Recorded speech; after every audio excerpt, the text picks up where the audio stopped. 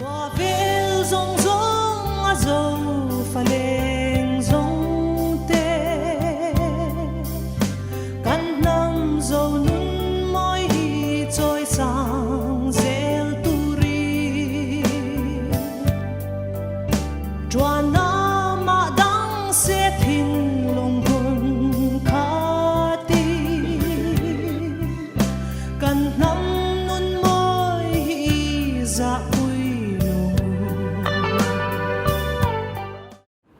hei kabula hian central y me shwai tu te an dinga ei voini kan sha tangin helai hian hun man ani dona chumi chungcha chuan all NGO coordination committee hian engtin nge he thili an vela engtin nge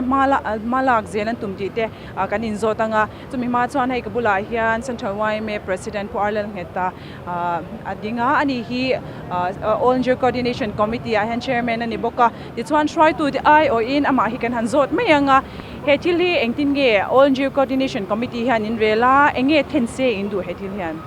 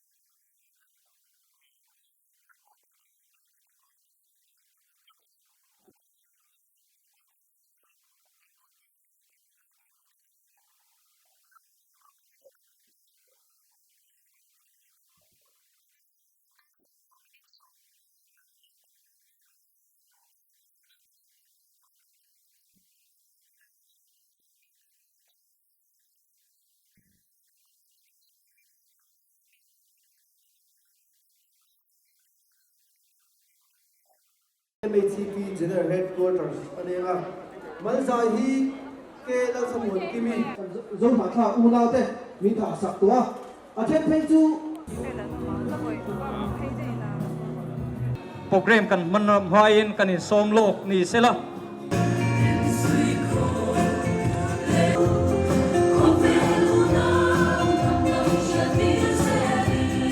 he huna lokal khom song song te NGO CC chuan kan lo lom chawin chibai kan lo bu chawa mi za som hi chuang zet min tha sak tua khovel dang helram kan ti te pot heng hai lo Kabula hian pulalun mo about to President MZP dinga ani hi MZP General Headquarters te hi July ni som pakhat khan Manipur lama andin munsiang zo ka shiturin an hanjina chumi chungchang chu pumoi te hian min han shil ma support che ole kalome ama sain zone chung kwate chibai kan buk du chawa ya Manipur buai isu chungchanga hiarin atir lama po kal kan du viawa amaro zo kitilba kan u naw zok tele zirlai pola kan thopui te ron chungin ahim lo da chin te pom vea amai ro chu July ni som pakata Mizoram chua sanin Manipur lamka kan pana chuda chuanin thatakin kitilaya kan u naw SSPP ti te ZRA ti te Zomi Student Federation ti te le pol dang dang HSA kan ti te le shoi tu dang dang ten lamka Manipura milo welcome milo dong song thakop mai chunga polom thu kan soi ni sela chuti chuan July ni som le panhi khanin Manipur lamka le achevel kan u naute torna mun sang biakin an hal dan te tin inan hal na te le front line kan sipai huai sen te omna mun te kan han tlo a social media tele internet khovela kan lo muain ataka afila kalchon ril ru an khop maya kan u naute torna alo rap thakin online tom tak zeta chuwang chuan Mizoram mi puite ommek te hi kan anin nga na le an lifeline kan nia chuta po chuan ani pon da takin an soya kan u naute Mizoram om te kan in nga na in nia kan dam kho chuana in ni an tia chuwang chuan MZP hruai tu te po kan ril ru ana kan leina tak zeta chutilaya chuan front line ate anin ka na huna te chuti chuan kan kala kan sipai te duty te kan vatlo a chuta chuan eile in tele mamo tam takan nei ti po hi MZP cho takin kan han muwa chu chuanin Mizorama an unaw cheng mek adin ha na te an Jerusalem a cheng mek te hian ti tur tam tak kan nei ni ti kha kan thuron hon ani a chutilai chuanin tran pui na te kan han pe a sumle pai te an ei le in tur te an dam doi te a bei tham khop maya tun huna po hian Mizoram mi pui te hianin mabak ti tur kan unaw te tan khianin atak a kanan mu china chuan ril ru a khoya mo phurna kan nei lian le ni ti kha voinia kan soidu te chuni boina kong kan zo hian engtiang takin nge i Manipur mai ni lo kan ram mai ni lo a Central India thengin engtiang takin nge ngong anei thein be se nia Manipur kan u naute chuarin voinia kan thil ti tur hi an lom khopa amaro chu kan u naute hian an du ber chu separation administration ani a chutilaya chuan separation administration hi mumai thei tura din huna adin ngai to a chu wang chuan voinia kan natlan na te kan tho chuan na konga hian kan fiu kur le kan tong kam te po angai le in kan thia a chutilaya chuarin Manipur sarkar po hianin hetilaya kitilaya kan u naute tam takan om lai kara hetilai Mizoram hian ai tam zo kan omani ti an sia kan tran pui dan zong zong po an sia da wang tu na Manipur le Mizoram in rina kimi an lifeline ber an ei le in lak lu ne ber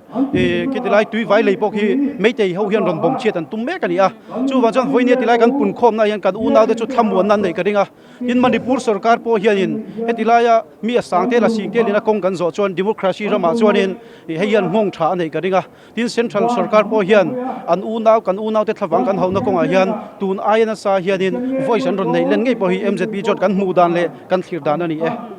kilaya Manipura mai te de che dan kan sia kan ril ru ana a kan u naw te chung an che dan kan sia ni kan ram kan thir chuan kan rama po mai te tam ta kan omani thamuang takin helaya u naw ang main kan om vekani chulaya chuan an tan chuan alo ral chi to em em a chen khatin thin rim shi khak nang te polo mang du hial te po kan om mai the em chung chang a hian MZP hian engting em mala ken tum ole dia kha thil ka zona poi mo tak mai dia ke ni po hei no zirlai pol kan dia thalai kan dia he kan u naw te chunga mai te na an thil ti na ko he kan ril ru na siam seite chen rang han lek te po kan chak ve ani amma ero chu ti lai chuan in thui deuh leka kan soi du chu Manipur isu a om tir khan mei teina kan u nau te chunga har satna an siam tir khanin central media ten mintan lawa national media ten mintan lawa chon khovelin aw lawa amaro chu hun akal kheta keini chuan kan va bei masalawa anni zelin miron beya wangin tun huna hianin mei te te thil ti dik lo zia hi central media national media na hmutoa in european thlengin an ron out to ta ni chu wang chuan tuna hianin adik tak chon meitei lam hian tran tu an nei to lo ta an tan hian a disadvantage em to mai ni chu tilai tak chu kan u nau te hian separation administration hu na chan silian tak an nei ya chu wang chon he tilai Mizoram om an u nau te hian ina film khur taka ngai to na film tak nei ya kan u nau te mo ber separation administration an mu theina tur tan hian peaceful demonstration emo peaceful rally emo khatiang kan lo nei anga chu tiang dilawa tharum ani emo nun na lak zonga kan lo ti ani chuan central te le central media tele Europe thengte poin yang chung te chuanin an tan soi vele tu le chuan lam tur kha an nei do na wangin kan film khur angai khom mea chu wang chon MZP te po atira chu thurum tak te po kan han chua amaro chu kan amuna kan an kala kan unau te din mun le mammo kan an sia an ni pon min lo ngen boka an du ber kan mu pui thei hi salulak na ani ti hi hei hi tu na tilaya zol do ka kan lo ngi tlom na ani lo chu wang chuan te na kan chan thein tur ta chuan atul chuan in pha noi phat te po anga ya ti hi MZP na kan ngai dan le kan du dan ani panei lo chuan that thi lo pana bulo wanga zapo ko pathia ni na kai tu hek lo wang an ti thri na ni aru chan chu kal san hek lo wang ro re na chu fel na lama kir le anga elai bun mai ni lo zoram bun sang sanga hetiang hun lo mang tu te elai bun thleng thei lo in lama min lo support tu zong te in zavain NGO in zom khom pol mingin chibai kabuk masa chewani nie voini a hian kan thria in fil fia chok kan ngai lo kan thin arima kan rilru ana kan dam lo tlang ani engwangin Manipura zofa ten antor na hi ana em ani ti hi kan thria chumi wangin heti za thi kan pum khom ani kumin April tha alo thenga Manipura tribal te ta na thunga inom lo tak court order mangin runti chua ania chu chuan Manipura kan zon ha tha u nau te tan le namdang tribal ve tho te tan har san na le nek chep na arun thlen chowa mani thiamang angin dodal na te po nei ve ani amaro chu omzia anei thui lo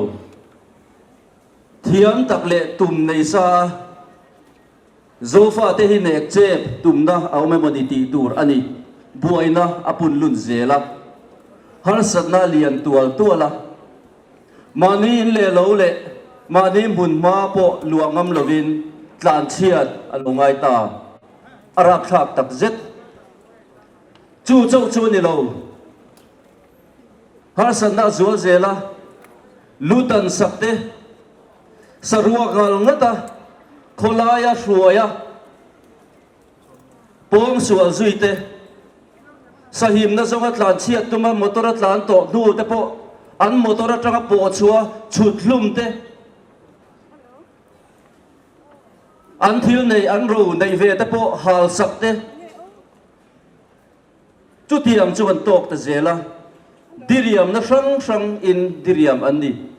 mani in ve na ma lo lak ve na te po dem an ho lek zo an na le ani Indiaram hi democracy ram ro pui tak mi pui zale na ram sa kho zale na ram zale na po tharum tholowa throi thuma sa ten alo sual chua ram ani chutiang ang ram ni sia chuan Indiaram chung ya Manipur chung ya hian dan lova in ngai sakna atheng mek zong ani si hi dan lal na ram rule of law hi ram nuam ani thin Manipur a hian tunain dan alal lo mi pui nek chep an ni abik takin a phong vuan tu ni lo zok a zon ha thlak te pe chu nek chep le zual an ni India ram democracy dik tak mi pui zalen na dik tak hi Manipur a hian tung ding le thuai tur hian India sarkar hi kang hen du ani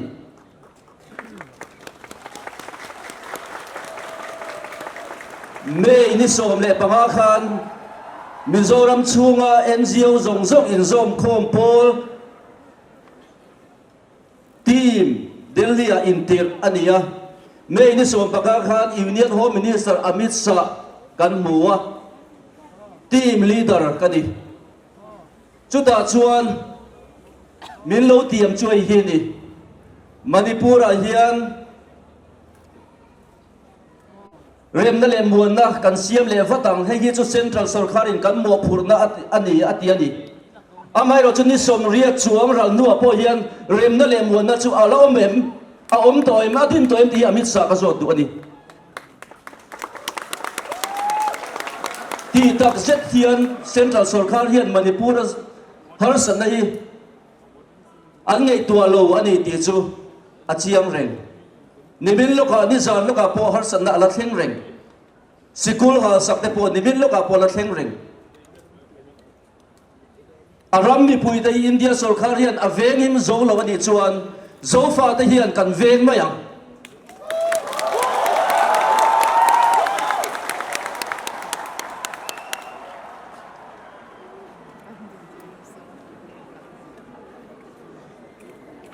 Manipura kan zoma tha ku nau tele mun sang sanga zofa te hi lo lungai su nama min siam tu hi pathian ani ti riang u kan pathian bia khian kan ral aphal lovang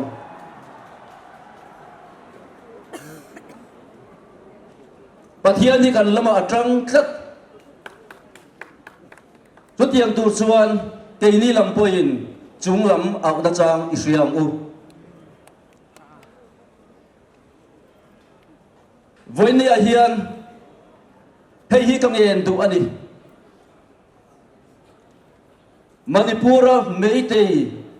zong zong hi an sual kher lovang afir fiak pol asual pol an che dan hi khovelin amu chu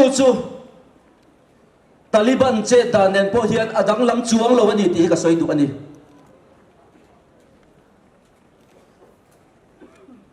hetiang anga che nara thak takhi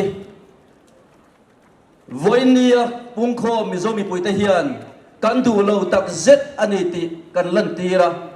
hei hi India sarkar hian lo hremol sela Manipur sarkar hian lo hremol sela atula ni chuan Manipur sarkar poi siam dang lamin om mai ro se ti hi ka soi du ani hun rei man da chi ani lo ato pera chon hei ka soi du rem na siam tu te an enga thole ti kan pathian thui na soi Manipur boy na hi chi le chi in kara boy na hi a huai zok a chung dong zok ni in chu na kara hian in rem na om ngai lovang Christian kalkhom Christian zofa te hi chuan tlo ma tul poin kan tlom mayanga in rem na tur ni phot chuan huai sen zok angalang chung poin kan in phan hiam mayang chu tiam bokin Manipur mai te pon lo shria se ka du choi hian ni rem da le muan na om theina tura tan hian ke lo pen ve sela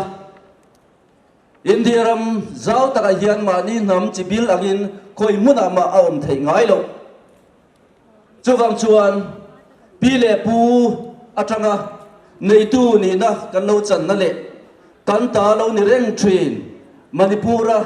zofa te chen daram hi ke ni chuan kan chua san don lova zofa te yan chua san don ngai lova rem na hi Manipur mai de pute pon run siam mai ro se cái đi chuan kan lo pom mai ang ti hi ka soi du bok ani zo fa te hian kan pi le pu te lo ruwa thin ram hi kan thi sen na far top thleng poin kan chua san ngai lo wang manipura kan ram hi em ti ka ma kan thon ngai lo wang zo fa te ti ka soi du bok ani ka lo be mà xoay pu chairman lệ kanu nau te thawang hậu tu lệ an tor na tuar puya trom pui ve tura mi zo mi pui hetilai muna mani ei zon na te ma ni seom na te poi salawa ron pen chuak zong zong te nam ta na ron pen chuak te ama sain NGO coordination min chi bai kan buk chawani masapera ka soi do cho voinia kal kom te hian kan ril ruwa om masaper tura ka du chu hai hi ni kanu nau te thisen nunna sumle pai in le lo tam tak an chang towa he mi te na andu ber chu ro rel na san separation administration ani ti hi kan thin lunga kan put angai ni kanu nau te har satna kan ril rule kan mitha om reng sela voinia kong kan zo antana kan zo da tura po hian ril rule thin lung le ti tak zedin kan tor puina kan lam ti ranga kanu nau te na salulon hon antum mek na ko nga hian mizoram mi pui tele mun sang sang mi te hian ani lo zong kan lo dai khalang ti hi ahlawom tak zet ani chuwa jo separation administration an mamo ber kan u nau te kan sual chuo pui theina ture tang abula tang atop thagin mi zo mi pui ten kan be pui tur ani do lo ni adop lia chuan tun huna hian kanu nau Myanmar a buai na tok mek te Bangladesh a har sa tok mek te Manipur a har sa tok mek te kan shereng turani hei lo in nga da dang an nei lo wa kei ni lo in nga da dang an nei lo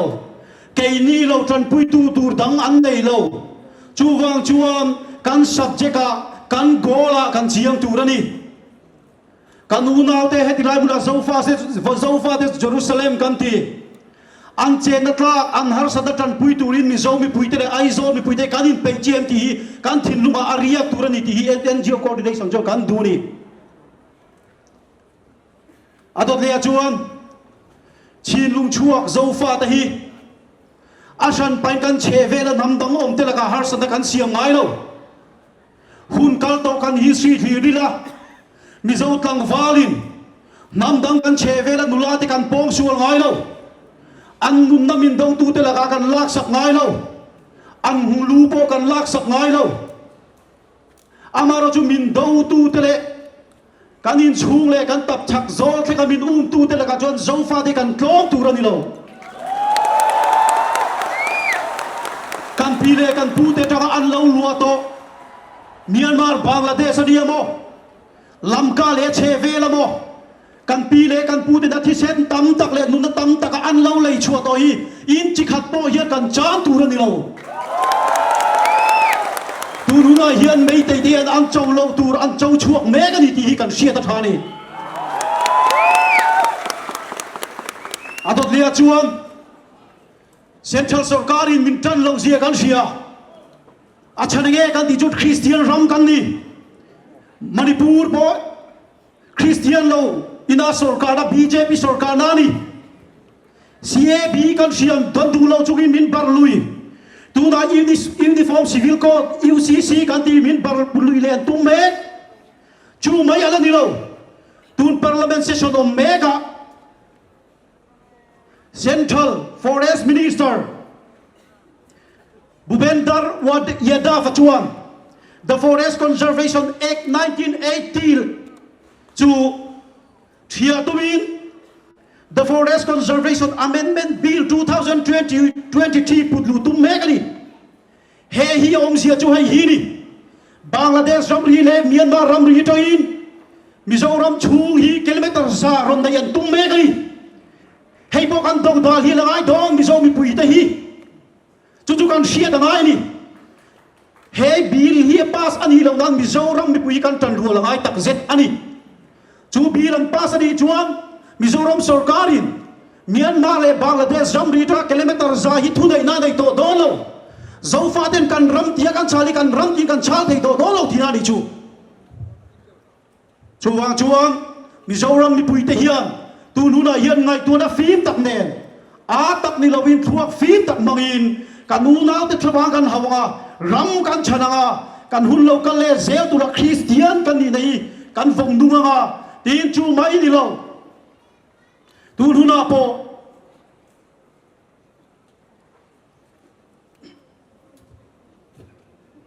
Central Sarkarin Kenya ya BJP Sarkar na Manipur te anthawanga hauna sat zia kan sia mi sa chuang zangi donin nunna kan chanto amaro chu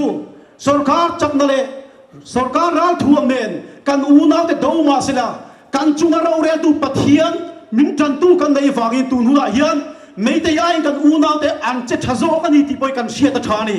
chuwang chon ring tu kan nia Christian kan nia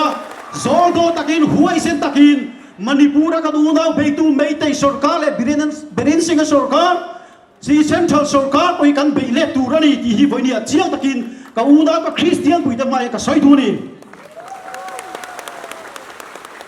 ato bera chuan he har satna hi kanin unaw na ti zual tu ni sela pathianin ram min pea nam chan tur min pea ram chan tur nei lo nam chan tur nei lo tam takanom toa chuwang chuan I ramle nam chan ro khoveli da dem lawang che I nam aboral chuan nang le kei po zoin kan nom lawang chin lung chuak zofa nam vul re ro se kalome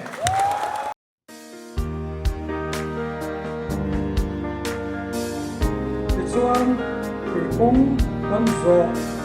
chan dong tai ko anga ke pui po amoi rengem kan kong zo he ana mo dim gop thil ni lawan ni ti chen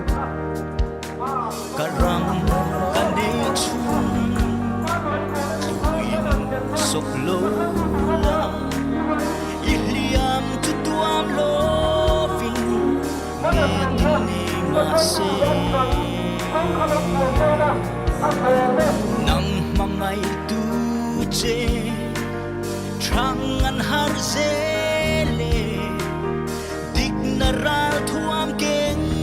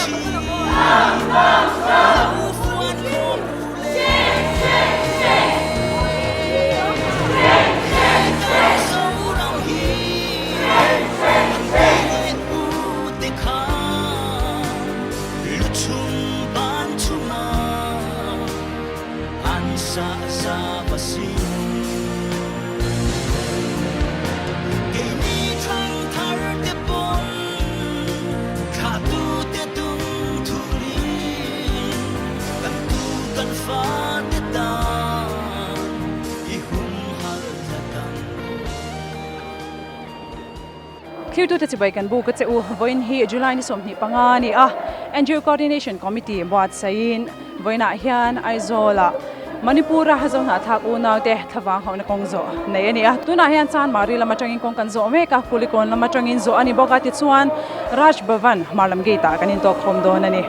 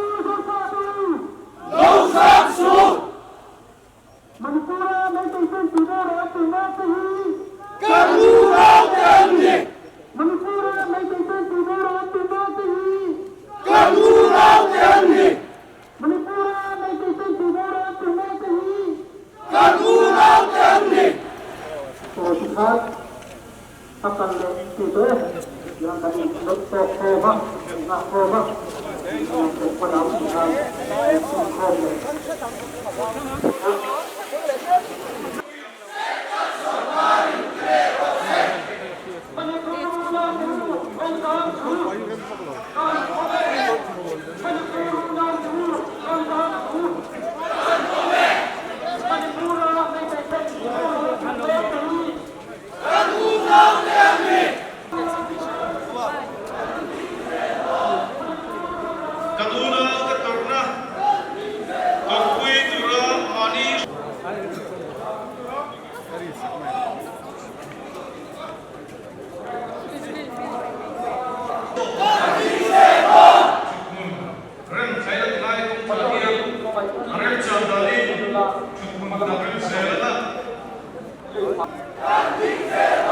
Manipur from Pakistan!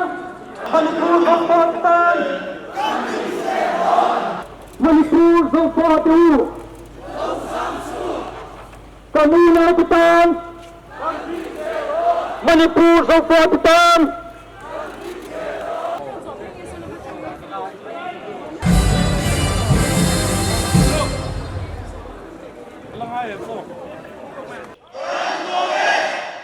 Manipur unaw tau lau zam su. Chuan a English version. Jen iti mayang. Chuan the perverted and brutal activists and ethnic cleansing insurgent in Manipur katiya an ethnic cleansing insurgent in Manipur.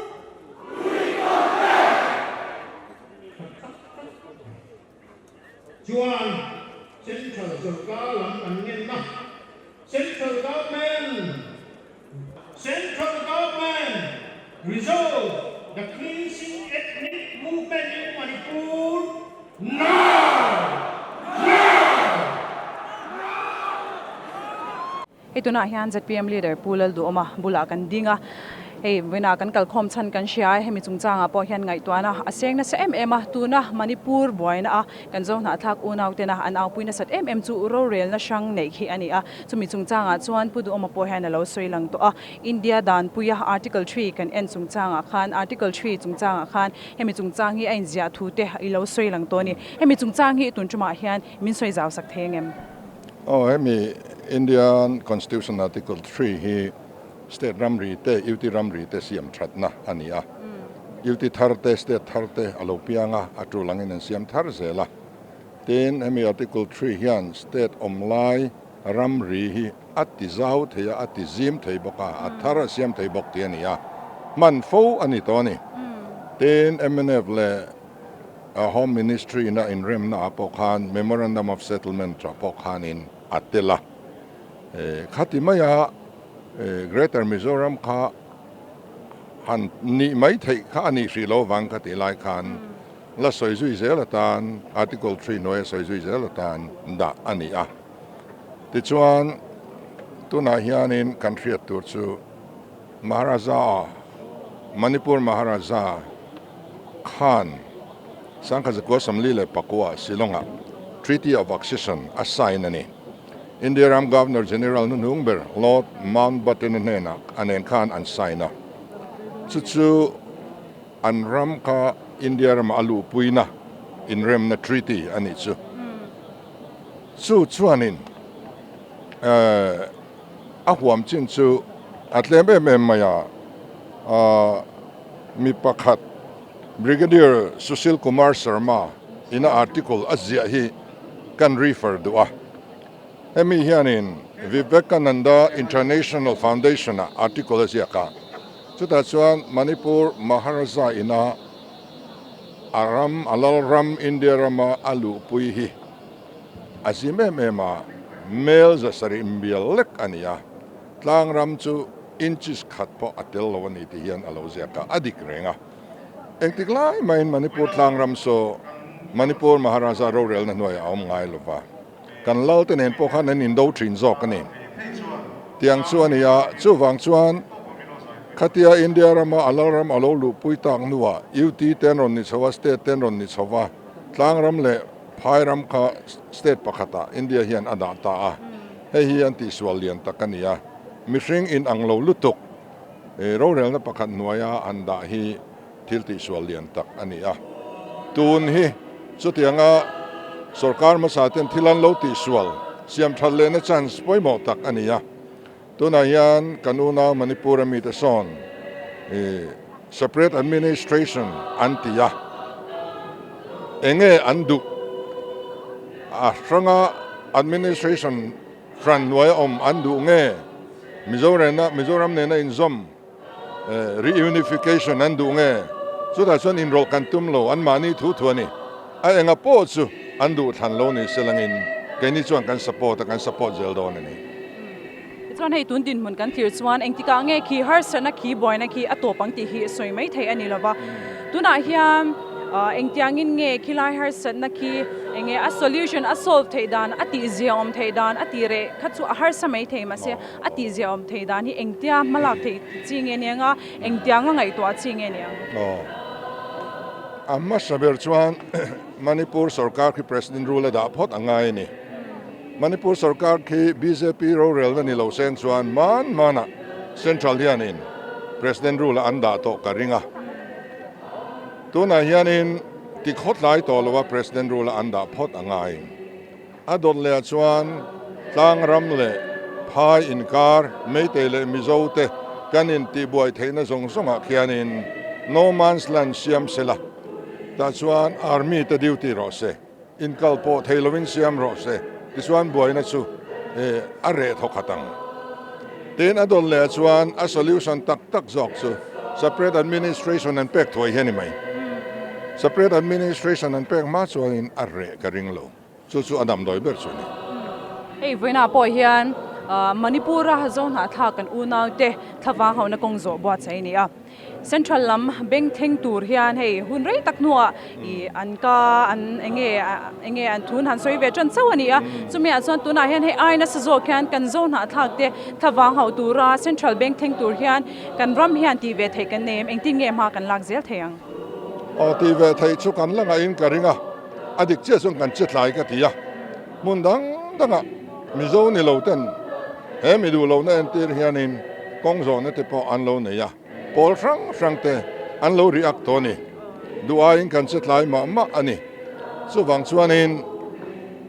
thil lo thleng a zirin kan ti ve tur om le kan ti ve thei chu alo lang chho zel in karinga tuna hi chuan lungrual taka political na mang lova nam isu ani anga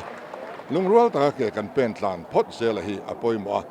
Mizoram chuan thil ti om tak po party na bul kan tran chuanin politika kan ngai zela lo thling theilo so wang chuan hetiang issue reng a hun taka kan NGO coordination committee te an mel kan huthina an ni kai hruan zo noi zela hian lungrual taka ke kan pen phot bai hi trulani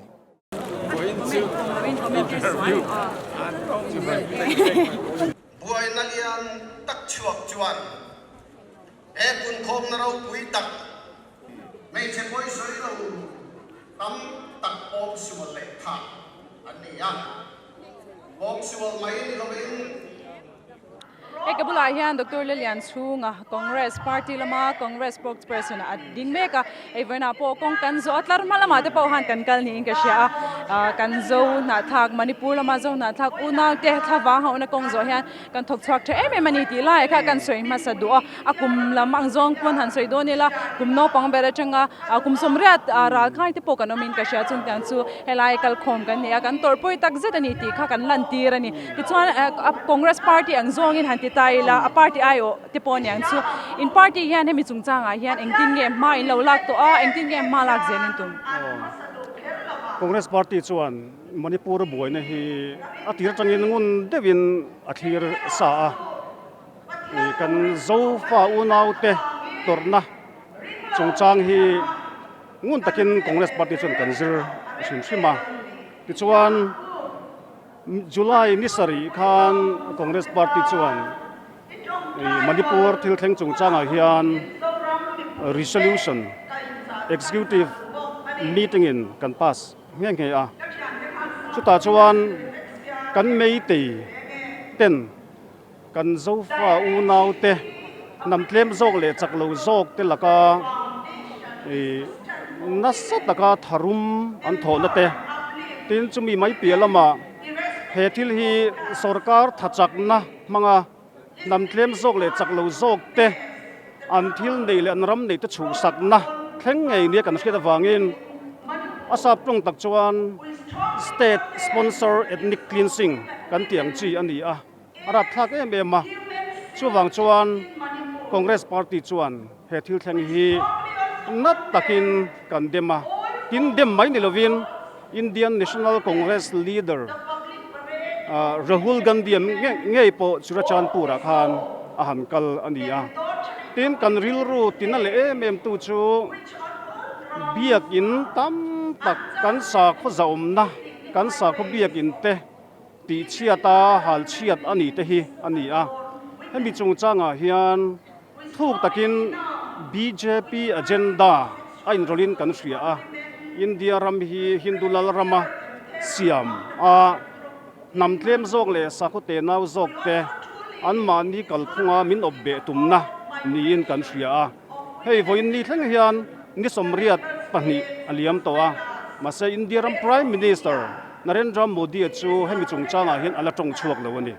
a tong chua om chun chu video viral khami me chepani laina thlak takmaya sarua ka kong an zo puya an pong swal ti thu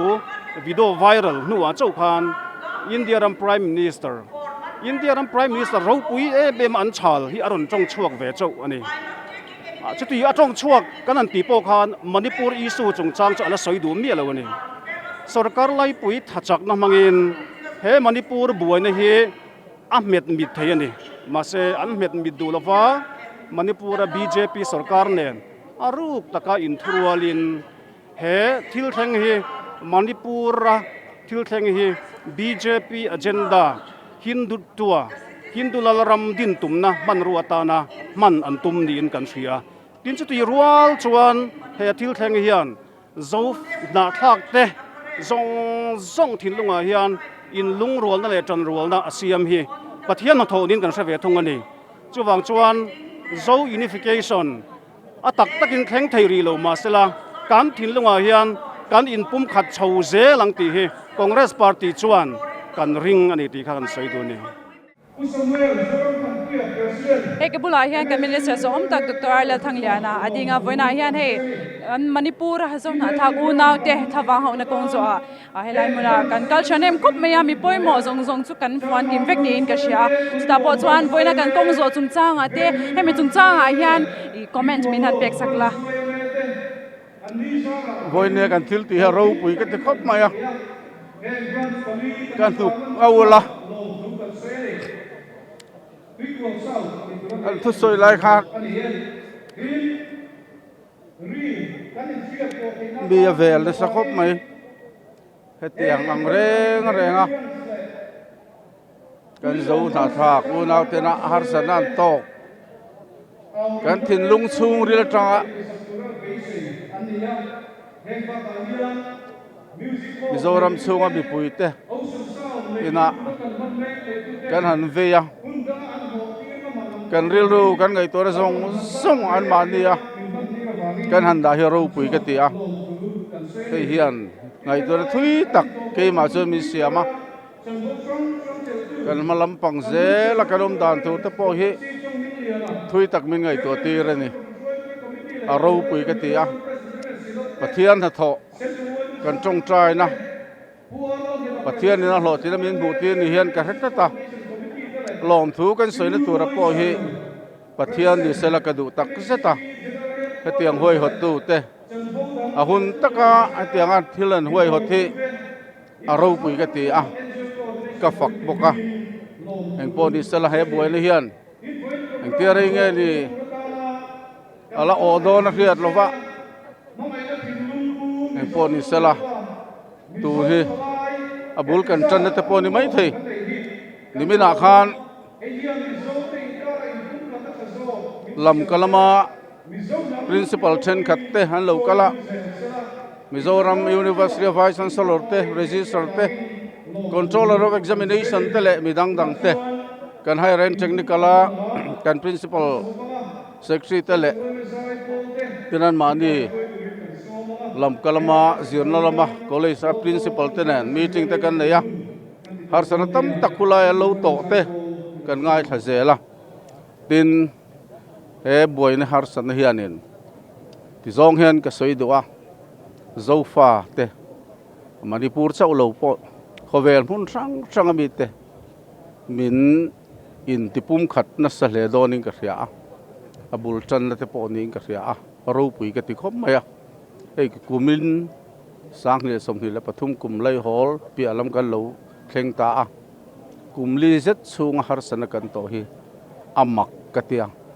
covid in har sana lian tak khovel pung pu amin siama kum ni le thathum zet kan buaya chumi kara chuan state dang mun dagina anton velo Mizoram hian abik takin kan tong na sem Myanmar kan ngai tu phak lo thil thenga Bangladesh kan zo fa ule nauten harsanalian takan toka tuna Manipur alo ni le a tin chuti lain state daginan torlo vok kan pula nas takin vok kan sana lirang hinga ramria kaning kap boka chutiang reng suan hei kan khosa sunita a enga hian pathian hian a hiat lo thil thleng hi he leilunga hian ada lowang ti karinga enge motak henga tang hian zofa kan ina hian zir chu tur kan nei karing voinia kan pung kho mi ro pui ka ti khop mai hei hian enge motak kara tha zofa ti zinga achu azel ka be se ni tuna an har satna an boy ni chungchanga hian sarkar hian enge ti thei nei tuna hian kan ti thei chin hi enge mo chen chu ma ro chu health ka chan na zong heng ka soinga har satna han to lian tak pa chu dam doi an ma mua chu kan thei anga gin a sarkar ang mai in Indian Medical Association te le kan MCD kan ti te Dr. Rual ten thanem ngai takin ke point meeting te ka kowa tiang han ruam han kan siama arim sanang angin tin chuba ka chuan kan MZP te le pol dang te point ege mohon ma ni phuruk na turta na sarkar binron trawang chia te po kan theiang ang hi chuanin abikin medical facility kan han pek na konga hi chuan kan ti ve a be thame me mani maro chu tuna har satna tok Mizoram chung bi ka om tak te po hi ka soi do chu hei tlem lai deu khan mun panga a tuna kan unau te kan da khom na tui real fi la te tin solai chuam puya community holan da khom na te tin suba ka tourist lot sa da ra te kan vat loa karil khoi em chu mi hring ina an chen tur ang lo lut to ka thom no po eng ma ron hon thei lo wa bai vai tak maya ranang mai han chen na kan hu te hi amun chen ka ra chuan karil ro na a chuang chuan covid lai a so psychological and social guidance kan ti maya engema depression ril ru hana awanga khreom te tak om tam tak alom theni ti kha ka ria chumi wang covid lai kan din psychological and social guidance committee kha ei professor zo kai tuang ite le university lamba ka pa chung university kan thopui sociology department a umon te ho te le midang dang te then ril rulam thiam kan han tiang chi te po member engmo sa na ma chung chu ka office ka kowa ani pon man la an tloa eng tin mo an ril du ha lu tuk tu thoi dam na tur ta na counseling te po an nei boka khang te kha ke ni lama chon kan han ti ni tin sarkar anga thil kan ti han ti khan soi tu tam ta ka om toin ka ringa khang kha chu mari department lam pang te ni lo wang khan han soi mai kha har save de wa ke ni bi ki na kan han ti chin chu abik takin education lama pulaya azir hei thelawa lo chuak ka tiang tang khang helam om te lo phuruk dan tu kong te ngai tu na thui tak kan nei chau me ka ba ka chuan nisra kan soin khan medical equipment te le dam doya kan han tran pui na te le ka tianga kan team kan han buat sai te na an han tlo ang chi kha ani beratin chu ba ka chuan kan doctor te po akha to khian an om khom na bik hi chuan tlo zeu te wa tin ke point instruction te ka lo pe anti mek bok ni ka ria chu atlang puya ka lo ti chin ani ekabula hian Reverend C Chong Ming Liana Chairman MKHC adinga ei voina hian kan shiat le kan mu angen helai hian kan unaw te thawang hawin helai muna kan pung khom ani a chu a kaushan angjong te MKHC ang hian engtin nge kan unaw har sana tok mek tan hian engtin nge ma in la ka tin ma chok te omem MKHC anga kan malang nam soi tai la hetianga har satna Manipur alo thlen tir khan MKHC Ming Khan thu chua kan siama khilaya kan zo na thak te tuarna ana kan ti a nun chan te in le lo chan te biagin chan te le hliam tur tam tak om te kha kan tur pui thu kan chua ten ti thei dang kan nei lawa an ta na kan ti thei chun chu tong trai le an lama kan trăng tlat ani ti lo hria se ti vel kha thu chua kan siama chumi nuwa chuan are mai lo ta ka he ti azual zel zo ke moti tur ani khan MKCC committee kan thu khom le a chu da chuan thu chua kan siam kha siam non leng u heng thil dik lo takati tu te thil ti hi kan dem tak zetani ti hria ila chu kan dem thu tar langila ti le an tan tong trai ila sum le pa ya ero chuan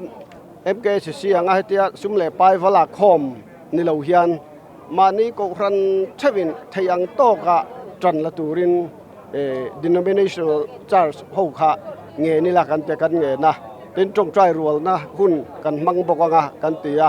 chu July ni riat le ni kwa in rin ni le pathian ni khan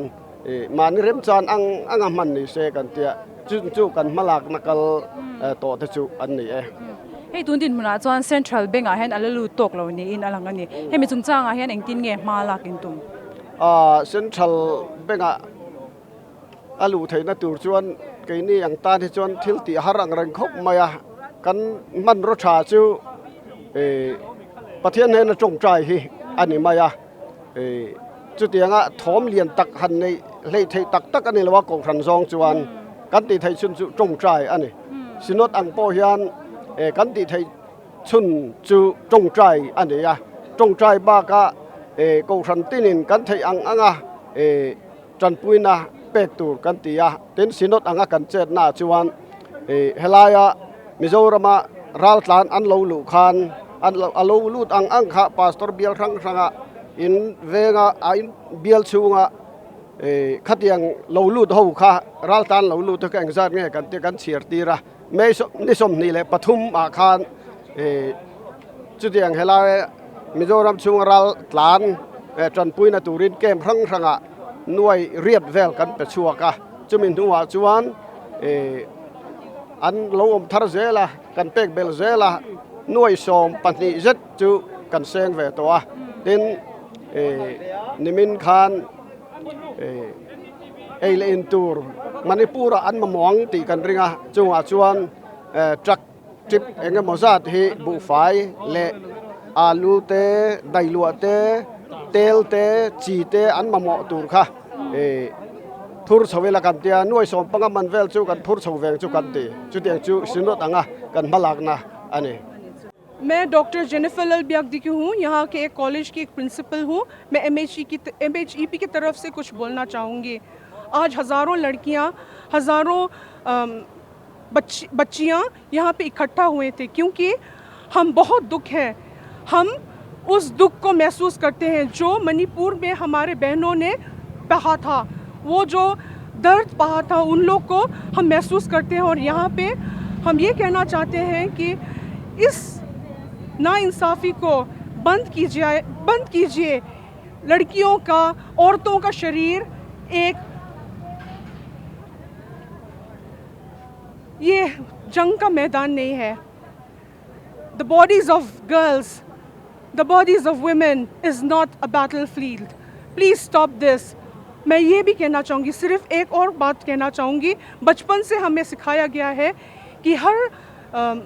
state India में हम सब भारतीय हैं और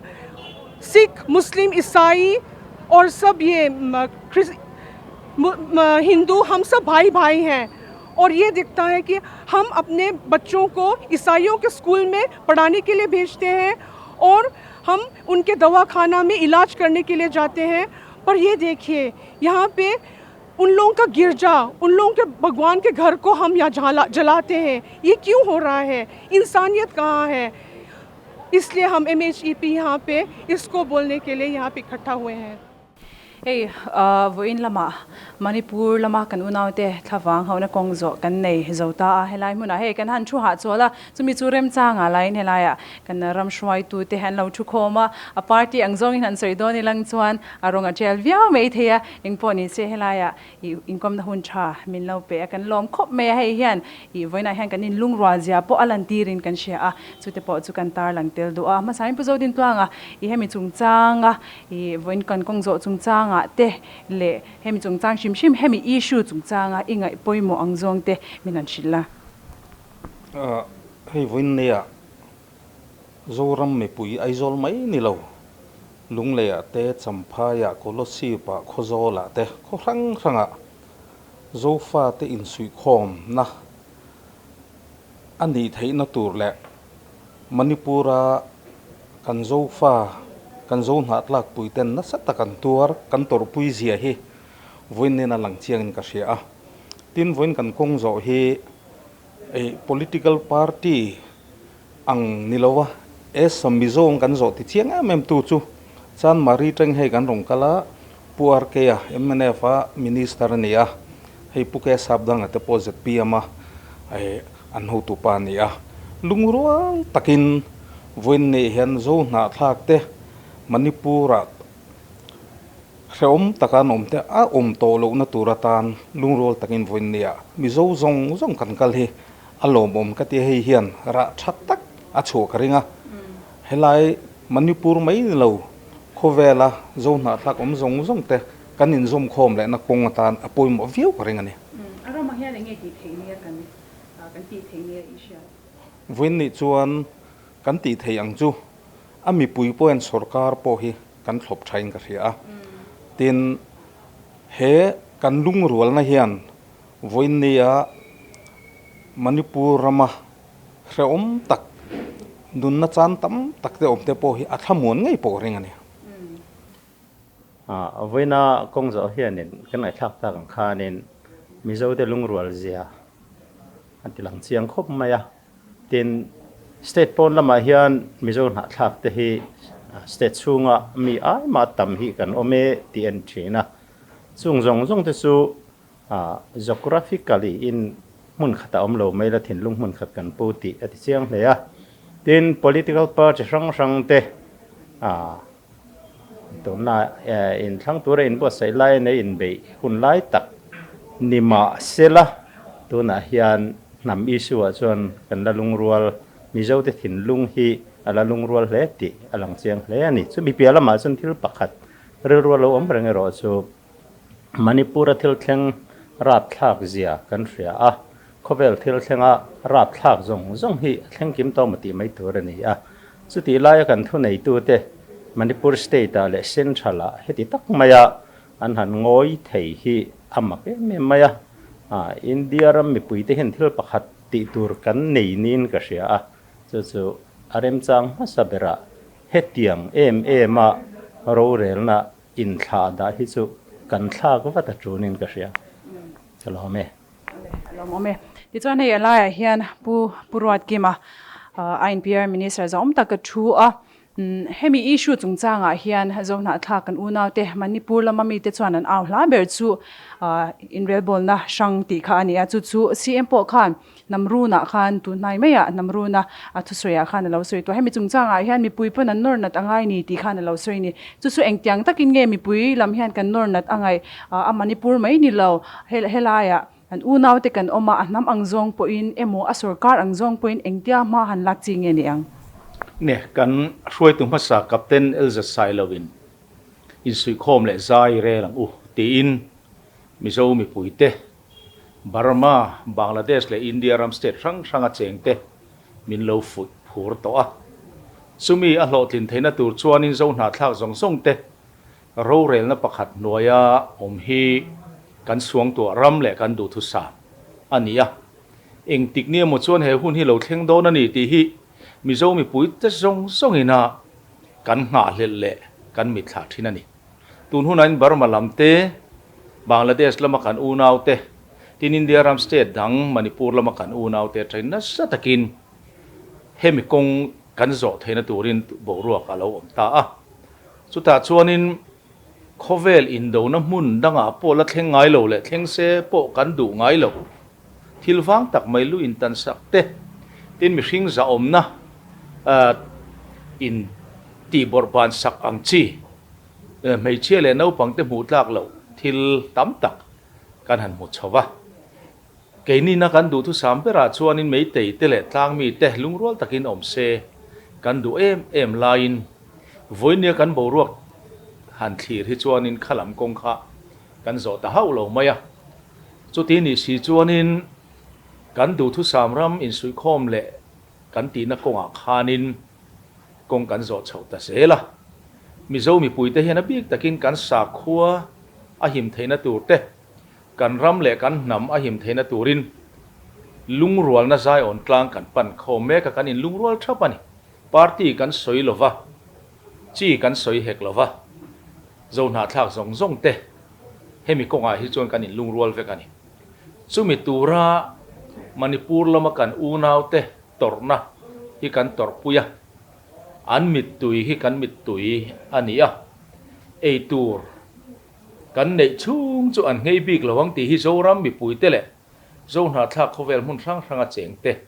ngai dan le du dan ania chu wang chuanin eng tik ne mo chuanin an ni po khian an du thu sam ram khen ni te po la omang chumi tu po chuanin tha le sum le pai te po angai mai the chunga nga chon ke ni chuanin moral support kan pelo thei lova a thu lang zelin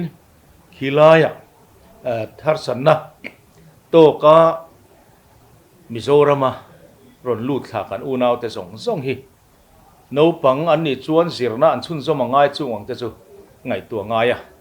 tin an sahim na turte an chen na turte an ei lein turte ngai tu ngai a an reson kat ngei mangin tu na hian reson bu fai te po la thei turin sarkar pon rom man na siam ta zela chu tiang ang chuan an ma mo thu lang ang te thei ang angin an mi zo pui te helaya kan oma ngai tu zela hi chu a sarkar angemo ami pui angemo po hian kan ti mak mo le kan ti pa ngai reng khan ia chu ti lai chuan rem na le mo na hi a hlubera kan du thu sa mani kan thleng pak lo ani pon eng tik ne mo chuanin kan du thu sam ram a hi chu khen ngei kan be se kan hak lel khop mai ti chuan tuna hian manipur lam borakhi engtika ange zia omlam pananga ama angkhan engtika ange an omle angti hi soilok the ani lova tuna po hian ral tla ni an omrenga hi tam takan in ziak lutoni hemi chungchanga hian engtin nge sarkar hian lodon sonjelin tum nge hei kan hriat tangin kan unau te an nia kan unau te an ni emo mi hring ina zalen na kan nei ang te ti borban saka kan om hian kan in ngai to puitel tela an sut pui an ron vuana an ei le in turte an kho sakna turte kan ngai to lo thei lova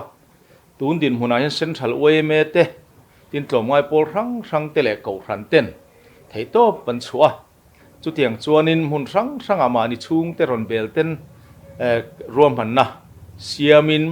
mi khwal thak thlenin kan in thlenga chu ti lai chuan kem ang te remchang hall remchang ani mo khatiang ang zel ruam han na kha district administrator te kal tlangin ruam han na siamatin atulang ang boi pui turin kan home minister zom tak hovin committee te din ania chumi hnuai chuan home commissioner chairman na hnuaia committee dang din le ni boka keini ngai tuna chuan ei turan nei long ti kan hlau bera chulai chuan chen na tur in an nei long ti kan hlawa atulang zelin kan ngai tua ka soita kan khanin sarkar chuan reson an lak ve theina turin an reson ka te po helai mi nen computerization ia chu wang chu retailer abu fai te pon la theya tin sikul an kal ngei ngai no pang nu nau te an nia chu tiang ang no pang chuan sikul an chun zom le na turin sikul ranga admission te an la a free uniform te ngai tu ngai a free textbook kan han tiang chi te le midday meal thengin an chorve thei turin sarkarin ruam han na asiam ani qua vel zong zong a zo faleng zong te kan nam zo nun moi hi choi sang zel turi Joanna ma dang se thi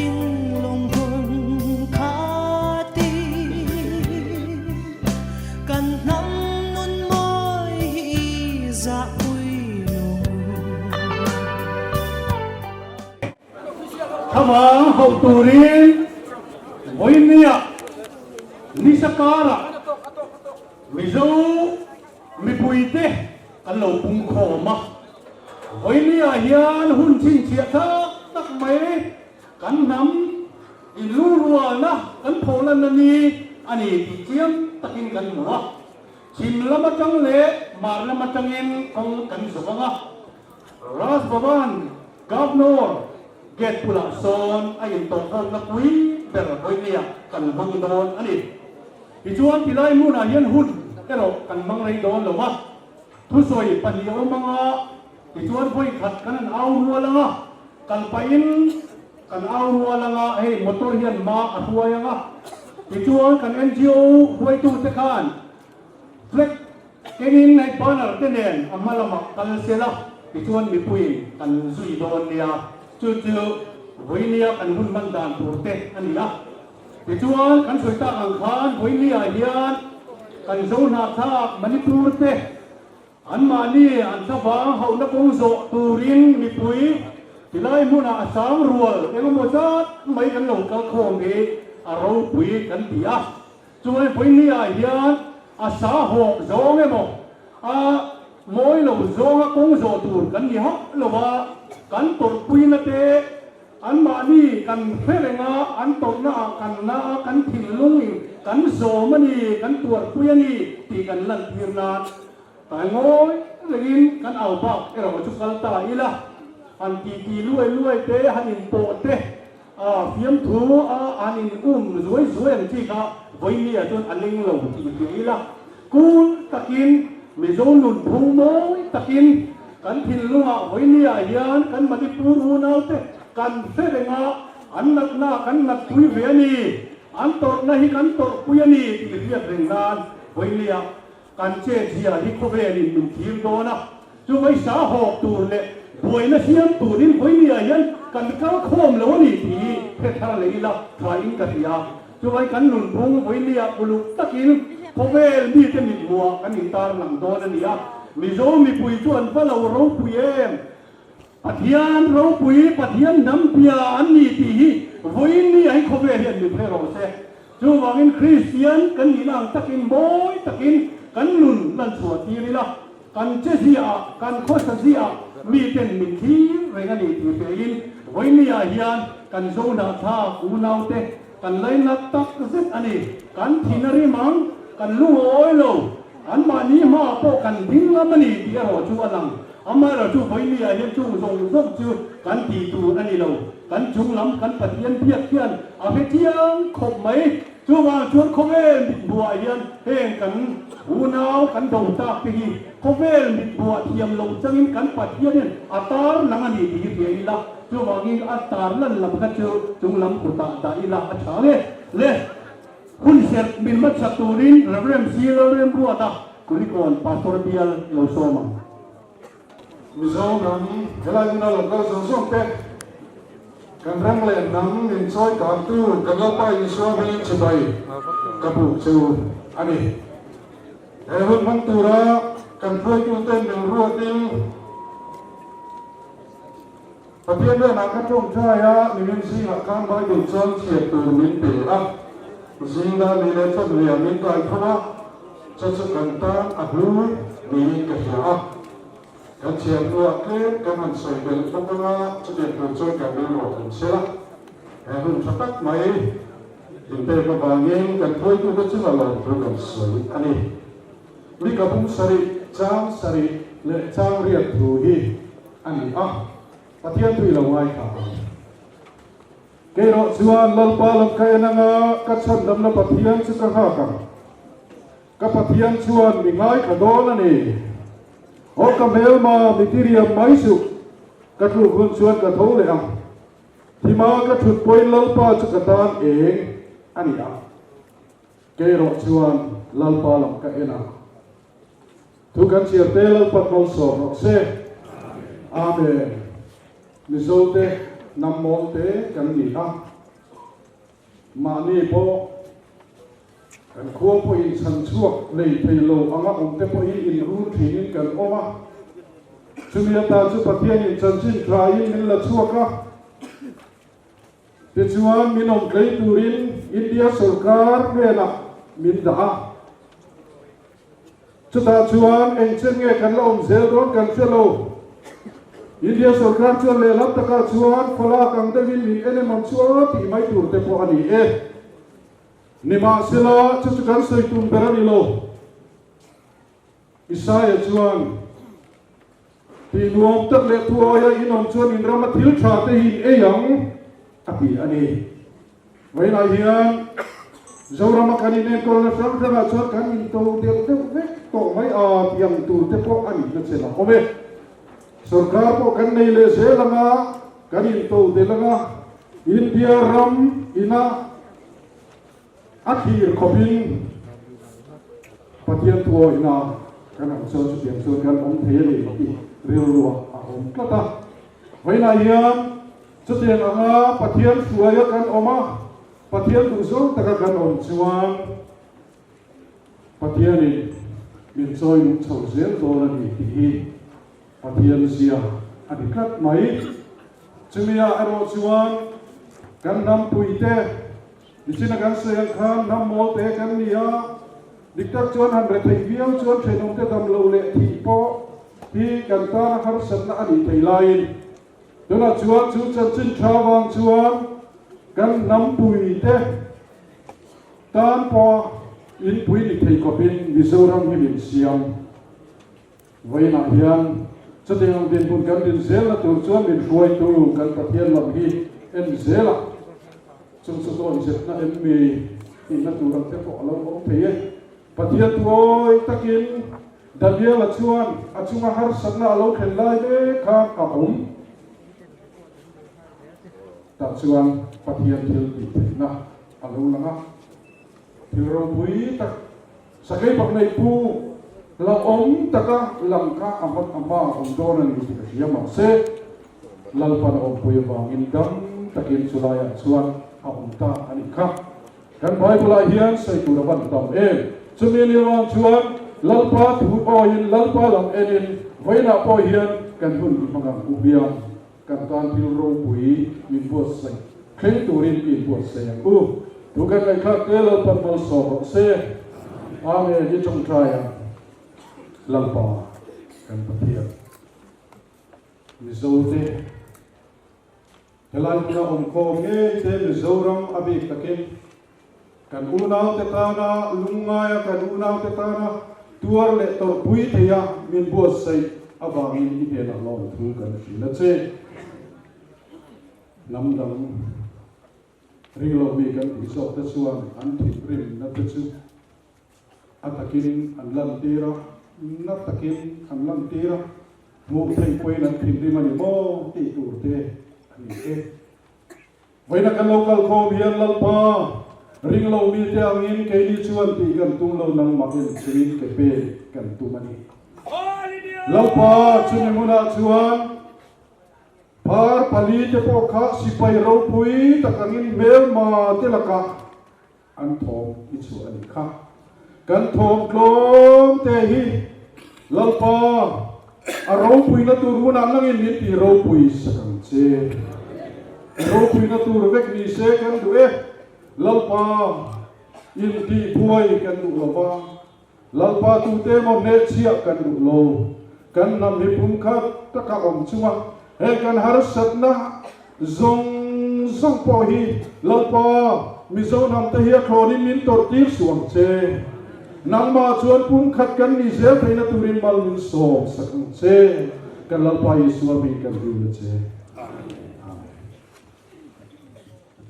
Buna chuan puhak lian moya MUP President Pusai Turin lo som kum zami som ni pakhat na kan chuan kai fe to nuwa ko democracy ramro winia kan salthin India ram sung le ya ram sakol angmaya che na kan una tribal ka chuwa thing hi amak kan iya arun kha ka atin dun kha ta se ani trên này lệ việc in tâm tập kỹ siết lệ hà là gì à? Ôi sớ rồi chúng nó tâm tập là anh đó mi sa tâm tập lão lệ khá ba đi ăn vặt vài mê bộ cái này. Thế buổi nay hiền ở tầm rô mấy cái tên a tlem zo kan unau zo na thak te an nom man ma kan soi sa thi hi tur har kan ani dun naya ron tang thang ta vai pe me che pani te chunga til thang ra tak te kan thi lung hi chun ngin aliama wonder ve lem lo tin bai sang na ro wa tak a theng rei nia kan tiat te hian min ki reo min ki lungai le ani hem he ki chu to a thu nei tu ten kan unau te tuarna an ngai sak thatok lo le zel te hian min ki thang tloma min ki thi rim tak zit ani thebi nei hop lo wa buaina chin fel tura se thuai turin Manipur state le central thu nei tu te hi buaina kong so tu te song hian kan kut klat ani panina he buaina kan ma chon me khian Manipura zong na thak chi te khang lusete marte uki tha do te pai te vai te zo te chu lungruwa na thar min te in min pum khat me ka kan inkara mangai na apian thar ti me ani hi engun lai ma chuan una bel hai awanga lo in kan deu to te ko kan mai the amaro chu min be tu te ma chon tu ra kan chang ruwala kan in lungruwa ta le mai te hi buaina kara mangai na le bu sakna aron pha par chuak te hi abamoin abaro em in pum khana le in hungai ton na te lo chuan enam tem te hen tika ma adu chuak don lo ni dia in por khom zelila hey pum khana lu ta ki buaina re nu ako chem nung se langu min chen dara minom be tum tu te kan ma chon dan tur le kan ne dan tur thaper chu in pum khana le tran rual na ni sia in pum khana le tran rual na apoi mo em ani pathum na kan zong na kha kunau Manipur tanga sahin na zonga mizo te than huai bela zo fa te in mi mizoram ron pan tu zong te chu kan lo mi pual se lang chu nang mani ang Myanmar le Bangladesh sa tanga lo tin ma sa te le mi singa ve mizoram in ami pual re te wa how ta kan chu kan te chen te chu central lama tanga tan puina kan la tong lo chuin state sarkar il nei ta le izo mi pui mangai na nga takten kingril tram kan phal don lo wena ko wa me ho tu ten mi thil pal ten he na in tan ku an do le ne ni hi kamong takin om kula tatak le ram dan so me dum chung chuan kan rama thil tha te kan ei tlam zelang amai ro chu hei chau hi apoi mo ti soi ka du kan in biak po that thing nan le kan unau na ang nge le zuanan zona tha unau te hian in pu chong mi zo chong nge hi lo zil ve te ka man chu hi ka ngen de chu ni palina kan chenam state Manipur thil theng hian kan ram ran mona ki hor pan kan phal do lo mi zo te ma ko zel tu ati chia po kan phal do he ko Mizoram hi zong na thak zong su ta na Jerusalem ani zel kan duwa kan unau manga piang te tamuang takan ron thlu lu na tura ram ral muang le mun nuam a siam kan tum so to ni mi ten thiam lo min chan tir the na tu thil song so lo ba a ta ka che kan tum ve lo ba ko velin adem ron me te ho te che dan mol tak le rong ta a che ve kan tum he lo fin ta ka omin kan unau ta phanga om tan kan ding zel dona min ma mo tu piang te lo ko ko ma lo tuam rom zel turin kan in kau re dorin ole apoi min number pangana mani ram ile lo le ni ku khabar te veng hi ma chan him turin zona kha unau tam takin an nun na an lo lan to a lamka a wall of remembrance a ramtana nun lan tu thalak frame za chuang zet te kan lo hir ve a kuang ruak tar tuar mai tele nun lan tu te ruang dai mi thi da na ina rem rem kho mutkar buat chu mikha alo langa ro pui sur nuaya santeli kong in zoa we shall overcome the lai lo sak chuk te kan thi lung in kan lo zom le chin sing voina hian nang mani thabang hau tu mi pui zong hian thir ve tu lam trăng in phong e tuna hian mani nun na tha pa duty me pasal tha tam takano mani ti kan khia emi te hoi sen na le pek na hi kan ngai sanga kan ngai lu tak sik ani kan ra do me khi ra thuang ma so kin an sakin be an hau tak viu tak ani mai thie amai ro chu di tak le sel taka kan ria lal pa chang na kan rin chan klat chuan himri le ma se ne na kan chan hun hala thengang zang khua alo la bung e yang chen khatin tolai ir ten ringa chen khatin sakor ten ring ke ni ro chuan lalpa kan pakien bil chu kan lam so kang ring tu te kan sia engkim te pakien bil ilam zelang u zona khak ten som na hi het ze sela zofa tin pui mi zora ma rem dale zero se kalome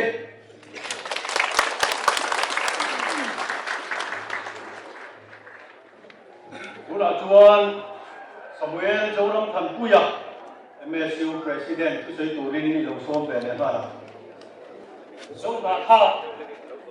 Zofa te Hanatan awang hawlatana Ong zor suak song te Mizo student student headquarters hingin Chibai abu ke kachu Mizo te namdo isep kan dilawa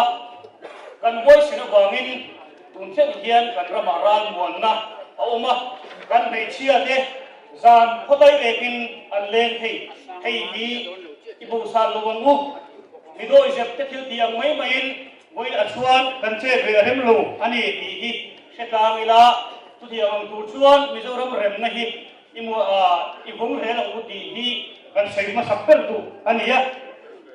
chin mizo pu ki tia khobe ri min siat na hian kan boina sang sang Myanmar te Manipur te Tripura in mung me ka te po keini hi ngam khat kha khat kisen khat kan ni sia alam chiang em maya hei hi kan bun zel apui mu kan tia pathianin mizo namte ro rel la khat duaya minum ti na tur a program ni in Jehovah Jireh program ni in alanga alo bom lama te po ingai so khel tiang tun haya MSU in mấy cái sen sa slap kan tum chung sa ma khan kan sarkar hu tu den ati khabar ho zo ben han ti kham kham te umin tia ni e tu ma u kha kan tum lo ve kan tia wangin kan thu chua po karon khak le ani kha ni ma sela MSU wa chuan kan pala ke lo som kan ngala kia kham kan tia ni zo me pui ta ni muwa kan pho phan phor wa hei mấy tay li song song wa in ni zo ram kuma an nom na ne lom kan nei ve kan ni i kha an sei do ni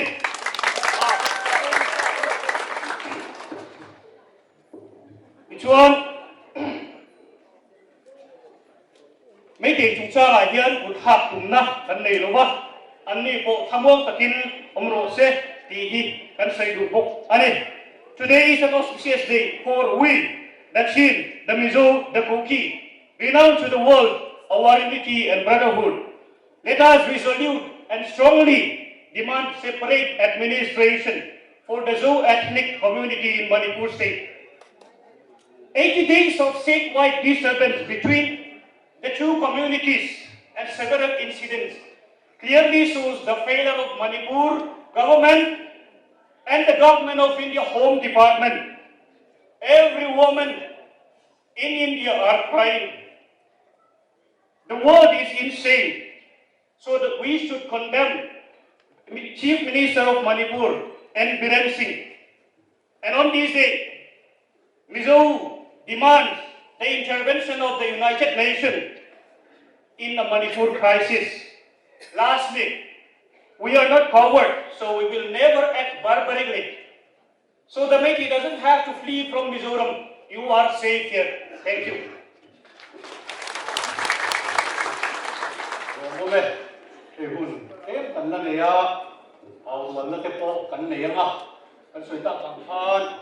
วันนี้เฮียนหัวองค์โจตุกันนี่ละวะการภาษาลูกค้ากันกูนาวจุรจันปูรักเฮลี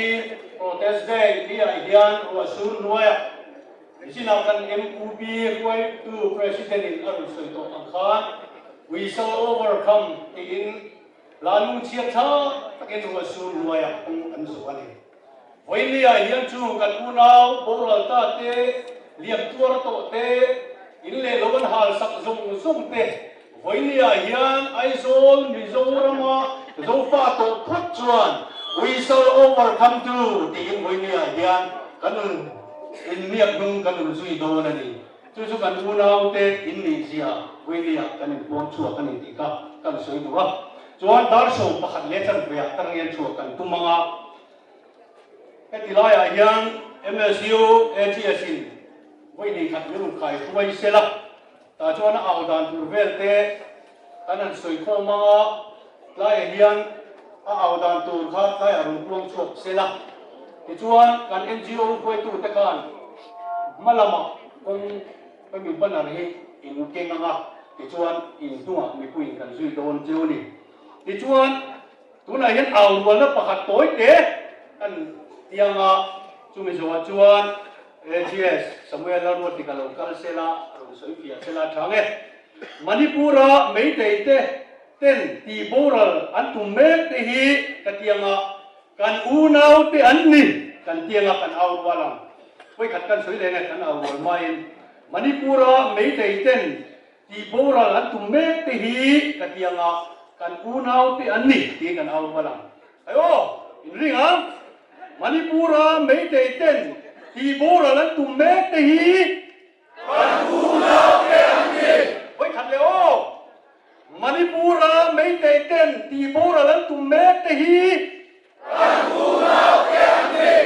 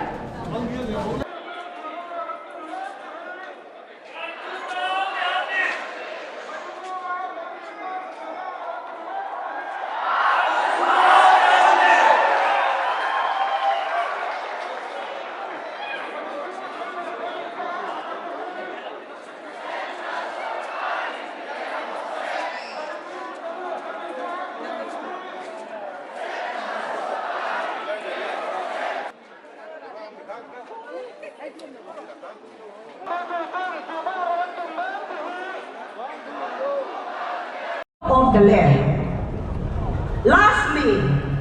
this is what I have to say of protecting their family, land and people, and also to you.